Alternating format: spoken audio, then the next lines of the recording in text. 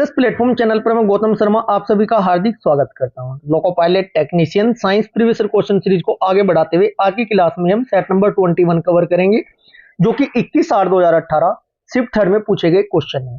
ये class loco pilot technician के लिए अति महत्वपूर्ण होने वाली है, क्योंकि इसी सीरीज से आपको एक्स्ट्रा फैक्टर डिटेल से मैक्सिमम क्वेश्चन एग्जाम में देखने को मिलेंगे। क्लास स्टार्ट करते हैं क्वेश्चन नंबर फर्स्ट। इस क्वेश्चन से लगभग 2 से 3 क्वेश्चन बनते हैं। जो पीएच स्केल वाला क्वेश्चन जो आपका टॉपिक है वो थोड़ा अलग है, लेकिन इसी क्वेश्चन से देखिएगा क्या क्या क्वेश्चन पूछे जाते हैं।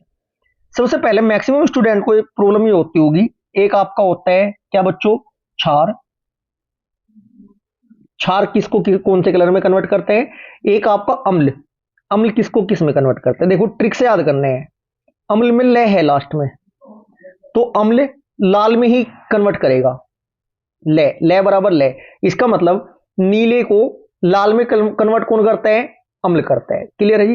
देखो दोबारा लिख देता हूं मैं, नीले को लाल में अम्ल बदल देता है, ले बराबर ले। और जो क्षार होता है वो लाल को नीले में बदलता है। इसमें ले है लास्ट में, क्षार वाले में ले लास्ट में, अम्ल वाले में ले लास्ट में। ऐसा ट्रिक से याद रख सकते हो। क्वेश्चन हमारा क्या कहता है, एक प्राकृतिक संकेतक का क्वेश्चन पूछा जाता है। 3 होते हैं बच्चों, एक तो होता है आपका हल्दी, एक होते हैं पत्ता गोभी। पत्ता गोभी इसका कलर पूछा जाता है, बैंगनी होता है। ठीक है जी। एक आपका लिटमस पेपर। क्लियर है जी। प्राकृतिक संकेतक पूछा जा सकता है, निम्न में से कौन सा प्राकृतिक संकेतक नहीं है। लिटमस पेपर होता है, हल्दी होती है, और पत्ता गोभी बैंगनी वाली होती है। क्वेश्चन हमारा क्या कहता है, क्वेश्चन नंबर फर्स्ट, निम्नलिखित में से कौन सा गुण क्षार का नहीं है। वे अम्लों के साथ प्रतिक्रिया करते हैं और उन्हें न्यूट्रल कर देते हैं। वे लाल लिटमस को नीले में और वे नीले को लाल में। मैक्सिमम स्टूडेंट के सामने यही बात होगी कि इन दो में से एक आंसर है। ट्रिक के अकॉर्डिंग बताना जरा। मैं आपको क्या बताया था, किसकी बात हो रही है, क्षार की। अम्ल, जब अम्ल है ना, अम्ल, अम्ल किसको किस में कन्वर्ट करता है, लाल ले लास्ट में आता है, नीले को, अम्ल नीले को लाल में कन्वर्ट करता है, नीले को लाल में। देखो नीले रंग में परिवर्तित करते हैं, लाल रंग को नीले में परिवर्तित करते हैं, या नीले लिटमस को लाल में। लाल वाला तो भाई साहब आपका अम्ल है, ये तो आपका गलत हो गया। ठीक है, ये आपका गलत हो गया। तो इसका मतलब क्या है, क्षार का नहीं है, तो यही नहीं है बस। जब ये गलत हो गया, ऑप्शन नंबर 3 ही आपका राइट आंसर हो जाएगा। क्लियर है जी। लाल लिटमस पेपर को नीला करते हैं। आगे बढ़े, क्वेश्चन नंबर 3, एक प्रतिध्वनि 3 सेकंड में वापस आ जाती है। यदि ध्वनि की गति 342 मीटर पर सेकंड है तो स्रोत में से परावर्तन सतह की दूरी डी बतानी है बच्चों। डी बराबर क्या होता है, दूरी बराबर होता है गति इंटू समय भाग 2 कर देना है आपको। सिर्फ देखिएगा कैसे, 342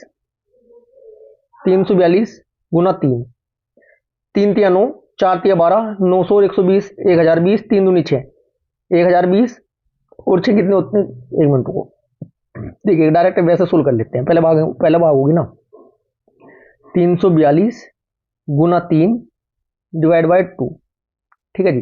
जब आप 3 को 2 से भाग दोगे, ये आपका 1.5 हुआ, 1.5 गुना 342, 342 से कम 342, 342, 300 का आधा 150, 342, 150 और 21। यही आपका राइट आंसर। 2 1 3, यूनिट डिजिट 3 है। यूनिट डिजिट 3 किसमें है, सिर्फ 513 में है। ये आपका राइट आंसर होगा। लगभग लोको पायलट टेक्नीशियन के 75 क्वेश्चन में से आपके लगभग 10 से 15 क्वेश्चन आपको ऐसे ही पकड़ने हैं यूनिट डिजिट से, जो कि मैथ, रीजनिंग, साइंस में आपके पूछे जाएंगे। पूरी कैलकुलेशन नहीं करनी है। यदि 3 यूनिट डिजिट अदर ऑप्शन में भी होता तब फिर हमें आपको पूरा जोड़कर दिखाना होता। क्लियर है जी। क्वेश्चन नंबर 3, निम्नलिखित में से कौन सा जानवरों में पाया जाने वाला हार्मोन्स नहीं है। क्वेश्चन नंबर 3 का राइट आंसर होगा ऑक्सीन हार्मोन्स। बच्चों ऑक्सीन एक पौधे वाला हार्मोन है।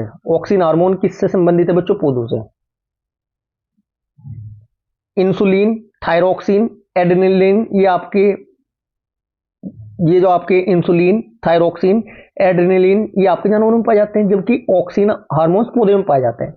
करता क्या है बच्चों, ये है ना, जो ऑक्सीन हार्मोन्स एक पौधे वाला हार्मोन्स है, जो स्टेम की टिप में निर्मित होता है। ठीक है जी, जो सेल को बढ़ने में मदद करता है। जो ऑक्सीन हार्मोन्स होता है बच्चों, ऑक्सीन पौधों के अंधेरे वाले भाग में चला जाता है, इतना आपको पता होना जरूरी है। क्वेश्चन नंबर 4, एक स्रोत R1 एक स्रोत प्रतिरोध R के प्रतिरोधक में करंट I बनाए रखता है। यदि प्रतिरोधक में विभवांतर V है तो समय t में व्यय की गई विद्युत ऊर्जा द्वारा दर्शाया जाएगा। किसके द्वारा दर्शाया जाएगा ये बताना आपको। ये हो जाएगा आपका बच्चों E इक्वल टू क्या होता है, PT equal to VIT। VIT है ऑप्शन में, VIT ऑप्शन नंबर 4 आपका राइट आंसर होगा। ओम के नियम से एक क्वेश्चन पक्का है, पूछा ही पूछा जाएगा। क्वेश्चन नंबर 5, एक वस्तु स्थिर स्थिति में आरंभ होकर 4 मीटर प्रति सेकंड के निरंतर त्वरण से स्थानांतरित होती है। 8 सेकंड के बाद उसकी गति कितनी होगी? 4 से 8।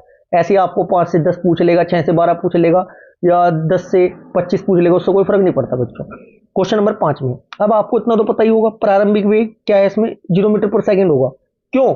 यह विश्राम से शुरू हुई है, तो फॉर्मूला कौन सा लगाएंगे? v equal to u plus AT। u बराबर 0 है, a बराबर हमारा कितना है 4, a बराबर 4 मीटर पर सेकंड, t बराबर कितना है 8 सेकंड के बाद। ठीक है जी, देखिएगा तो ये कितना हो जाएगा 0 प्लस 4 इंटू 8, 8 चौक 32 मीटर पर second. Right answer option number 3। Question number 6, oxygen में कार्बन को जलाने पर कार्बन डाइऑक्साइड उत्पन्न होते समय कौन सी अभिक्रिया घटित होती है?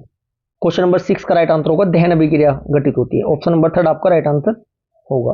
क्वेश्चन नंबर 7, निम्नलिखित में से कौन सा वनस्पति तेल के हाइड्रोजनीकरण में उत्प्रेरक के रूप में उपयोग किया जाता है? क्वेश्चन नंबर 7 का राइट आंसर होगा ऑप्शन नंबर 3। ठीक है जी, नेक्स्ट क्वेश्चन, क्वेश्चन नंबर 8, एक वस्तु पर बल लगने के बावजूद भी किया गया कार्य शून्य होगा यदि उसका विस्थापन हो, कैसा हो? क्वेश्चन नंबर 8 का राइट आंसर होगा उसका यदि विस्थापन शून्य है तो किया गया कार्य भी शून्य आपका होगा। बच्चों कार्य केवल तब किया जाता है जब किसी वस्तु पर ना बच्चों निश्चित बल लगाया जाता है, और वस्तु जो होती है लागू बल की दिशा में ना एक निश्चित दूरी तय करती है, जिसे क्या बोलते हैं बच्चों? विस्थापन। यदि विस्थापन ही शून्य हो गया तो कार्य तो निश्चित है शून्य होगा ही होगा। क्वेश्चन नंबर 9, निम्नलिखित में से कौन सा जंतुओं का सबसे बड़ा समूह है? डायरेक्ट पूछा जाता है, बार बार रिपीट होता है क्वेश्चन, ये याद रखना है। Right answer option number 3 Arthropoda. Arthropoda को ट्रिक से याद कर लेना, अर्थ पर ही है ना, अर्थ मतलब जमीन, मतलब पृथ्वी पर ही सभी जंतु रहते हैं, इसलिए सबसे बड़ा अर्थोपोडा है। क्लियर है जी? नेक्स्ट क्वेश्चन, क्वेश्चन नंबर 10, लगातार या एकाधिक खालिस्तान के कारण प्रतिध्वनियों को एक से अधिक बार सुना जा सकता है। क्वेश्चन नंबर 10 का राइट आंसर होगा परावर्तन के कारण, लगातार या एकाधिक परावर्तन के कारण। क्वेश्चन नंबर 11, क्वेश्चन 11 क्या कहता है जी? यदि v अपॉन I का मान एक नियतांक है तो इसे क्या कहा जाता है? v अपॉन I का मान एक नियतांक है तो इसे क्या कहा जाता है? बच्चों I इक्वल टू क्या होता है? v अपॉन R होता है। क्लियर है जी? तो इसे क्या बोला जाएगा? इसे प्रतिरोध बोला जाएगा। v voltage, I current, R प्रतिरोध। ओके, आगे बढ़े। क्वेश्चन नंबर 12, रिक्त स्थानों में सबसे उपयुक्त विकल्प भरे। एक तत्व खालिस्तान अवस्था में आने पर स्थिरता प्राप्त कर लेता है। क्वेश्चन नंबर 12 का राइट आंसर ऑप्शन नंबर 3 एक डुप्लीकेट या ऑक्टेट में। ऑक्टेट सब मतलब 8 नंबर को संदर्भित करता है बच्चों, इतना तो आपको पता ही होगा।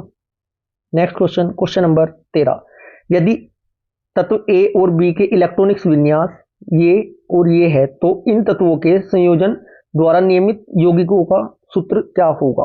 क्वेश्चन नंबर 13, बच्चों पहला तत्व ए, इसमें एक इलेक्ट्रॉन है जो बच्चों सबसे बाहरी सेल में है, इसलिए इसकी संयोजकता कितनी होगी? जब एक है तो एक होगी।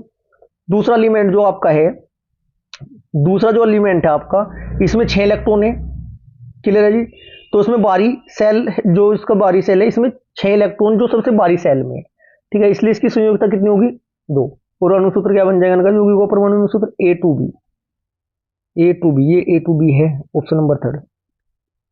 ठीक है जी। क्वेश्चन नंबर 14, मैग्नीशियम रिबन को जलाने से सफेद राख उत्पन्न होती है जिसे खालिस्तान बनाने के लिए पानी में घोला जाता है। क्वेश्चन नंबर 14 का राइट आंसर होगा ऑप्शन नंबर 3 मैग्नीशियम हाइड्रोक्साइड बनाने के लिए। क्वेश्चन नंबर 15, फसल के पौधों के में समूह को वनस्पतिक प्रजनन पद्धति से उपजते हैं। क्वेश्चन नंबर 15 का राइट आंसर होगा ऑप्शन नंबर सेकंड, गन्ना, आलू और केला। बच्चों ये जो आपके वैज्ञानिक नाम है ना, ये टॉपिक भी इंपॉर्टेंट है, इसको भी एक बार रिवाइज कर लीजिएगा। क्वेश्चन नंबर 16, केल्विन पैमाने पर कक्षीय तापमान कितना होता है? क्वेश्चन नंबर 16 का राइट आंसर होगा ऑप्शन नंबर फर्स्ट, 293 केल्विन होता है। ठीक है जी। यदि सेल्सियस की बात करें -273.15 होता है जीरो से। प्यारे बच्चों आज की क्लास हमारी यहीं पर समाप्त होती है। यदि क्लास आपको अच्छी लगी तो वीडियो को ज़्यादा से ज़्यादा लाइक करें, शेयर करें। यदि आपने अभी तक चैनल को सब्सक्राइब नहीं किया तो चैनल को सब्सक्राइब जरूर करें। Thank you ji.